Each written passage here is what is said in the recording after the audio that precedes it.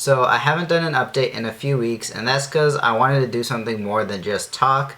I wanted to do a demonstration. So that's what I'm going to do today. Right now the program is giving some initial predictions, so what I'm going to do is just walk through the code. As always, the code is all on GitHub if you want to follow along. So let's get into it. So in doing some more research, I realized my entire approach to, the way I was doing my training was wrong. So I had to kind of rethink the types of data that I was giving the model.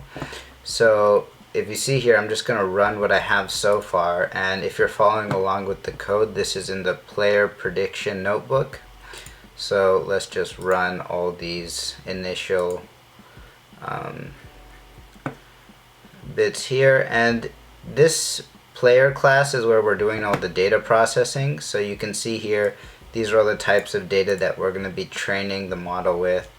And if you're following along with the code, you can note that I added this function right here, which will make the program sleep for a second after each call of the API.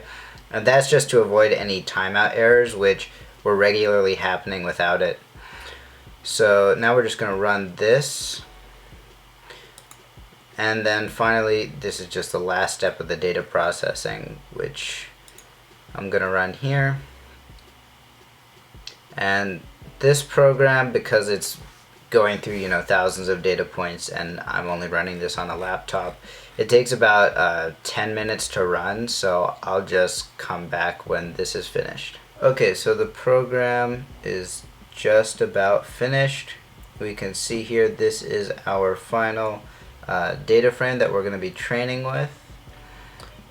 We got all our values in here correctly, which is good. Okay, so now we can start the process of building the model and then training it. I will say I adapted the model that TensorFlow uses in their linear regression tutorial, so I'll be linking that down below if anybody's interested. But let's just go through this. So this is just setting up the test and train data sets. And then here is just a quick visualization of some of the values here. You can see the point score, team point average, opponent team point average, and minutes played. Those will show you those data points in a second. Okay, so now that that's loaded, we can see the different distributions of our data points and look at any trends. Okay, so in running this, we're going to just look at a quick summary of the data, which we can see here. That's all pretty standard, so now we'll just go to separating the training and testing labels and then running this quick sigmoid function. Okay, so now we're actually going to build the model. Right. Okay, so now we can look at a quick summary of the model. I'll be honest, I usually just look at this, these total parameters, to make sure that they're the same every time and to make sure we have no non-trainable parameters. And then here we can just look at a sample of some trained data. These numbers are random, so I just generally ignore them. Okay.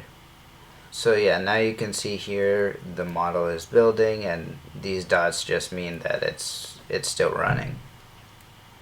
Yeah, so we'll just let this model build and then we'll come back when it's done.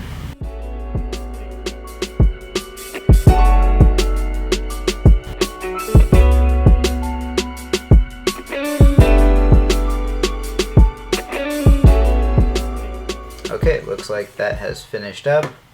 So now we're just going through a few more steps. This function here just plots kind of our predictions. And so now is when we're going to show that. You can see we have an early stop built in, and I set it up for 3 here. So you can see it's pretty similar. We're getting at least the trends are in the right directions here. and we can see what our mean absolute error is. It's like 8.72, which is not ideal. I mean, when you think about it, that's in both directions, so you basically are getting a prediction range of 16 or 17.4, which is not ideal. And then obviously if we want, we can plot the true values versus our predictions. Really all our predictions should fall on this line, but as you can see, they don't. One positive sign is a majority of the predictions are actually pretty close, but like I said before, that's not ideal. Okay, so that was the week 5 update. I'm sorry again for not doing a week 3 or 4, but I just wanted to have something more substantial than just me talking. As always, if you guys have any comments or suggestions, I'd love to hear them below. And thank you so much for watching.